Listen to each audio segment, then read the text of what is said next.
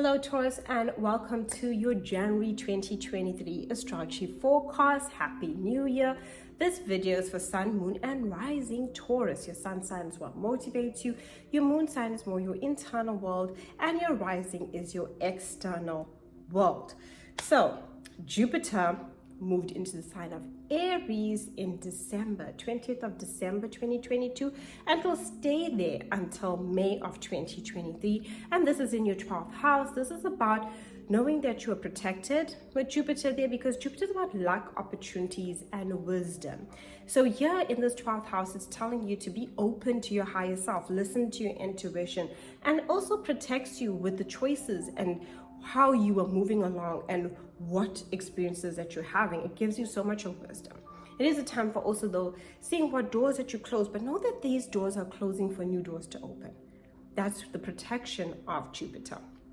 Okay, on the 3rd we have Venus entering into this 10th house.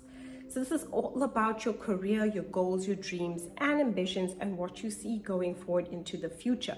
Do take note that we are in a Mercury retrograde. Mercury went retrograde on the 29th of December 2022 and is still retrograde until the 18th. Okay, and we also have Mars retrograde, which happened on the 30th of October 2022 and will stay retrograde into January, where it will be going direct. So when we start off January 2, we have a lot of these planets retrograde. Patience as things move along. So things might be slow to start. We might find ourselves feeling frustrated. We might find ourselves in conflict. We might find ourselves feeling pretty tense or run down during this time. Give yourself some time in the early parts of January. Rest, rejuvenation, make sure that you are reading things properly. If you need to sign any contracts, understand that past experiences do come back for us to reanalyze, redo, reassess, so we can move forward. So back to the 3rd of January, where we have Venus in this 10th house, and it's telling you to put your heart into your career, your goals, your dreams, ambitions, and what do you feel passionate about? What opportunities you want to create for you when it comes to your goals, your ambitions, and your career. And say you don't have a career, but what goals do you have? We all have goals that we set for ourselves about what we want to see within our lives, and this energy is telling you to focus on that. This is a time where you can be quite charismatic to other people. People are willing to listen to you with Venus there. It draws people to you. See, if you're single, this will draw people to you. And if you're in an existing relationship, this is where maybe your partner might need some advice about choices they need to make. So this energy is really calling upon you to step into that leadership role. It enhances your reputation. So that's a good thing about Venus there.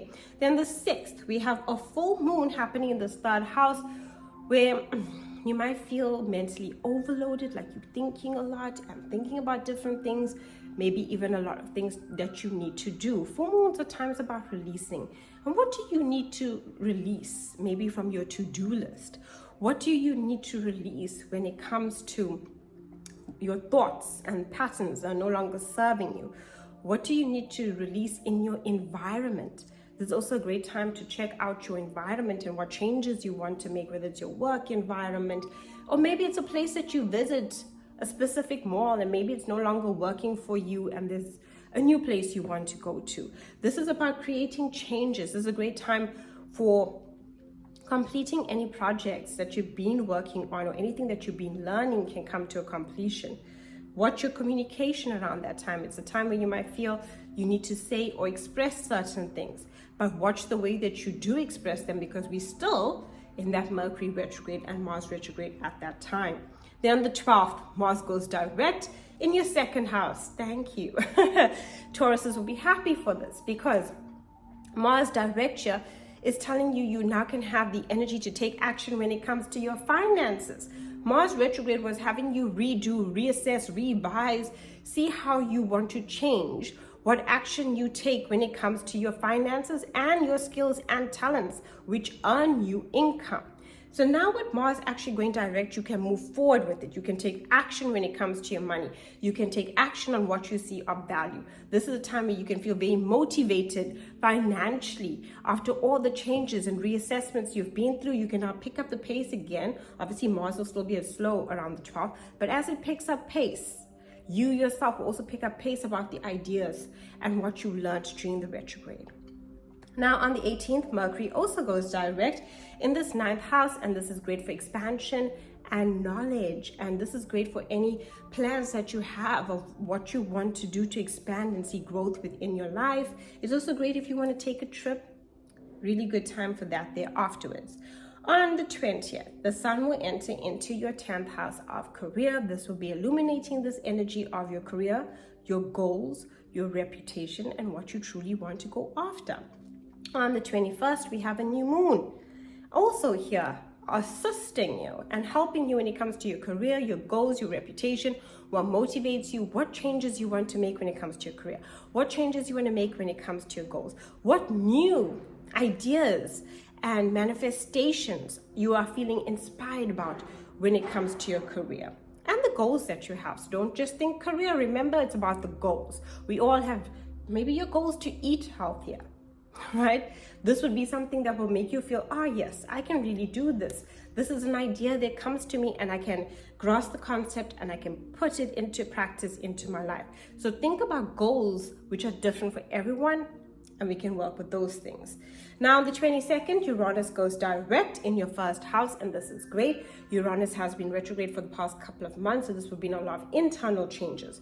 Now all the changes that you were doing internally during the retrograde, when the planet goes direct, Uranus that is, you now can implement these changes into your physical world, and you might also sometimes see things change all of a sudden in your physical world, and you'll have to move along with those changes. Uranus is that disruptor, but the disruptor teaches us lessons about how the changes are actually beneficial for us.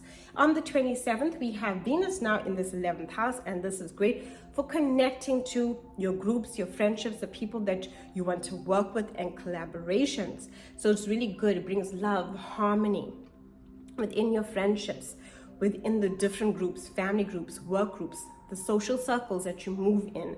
Venus now comes through and brings in some harmony, and you connecting to people, especially great if you want to work with people. Venus can definitely bring in that energy there, and also bringing in a touch of inspiration to your long-term wishes and dreams and goals that you have for yourself. Thank you so much for watching.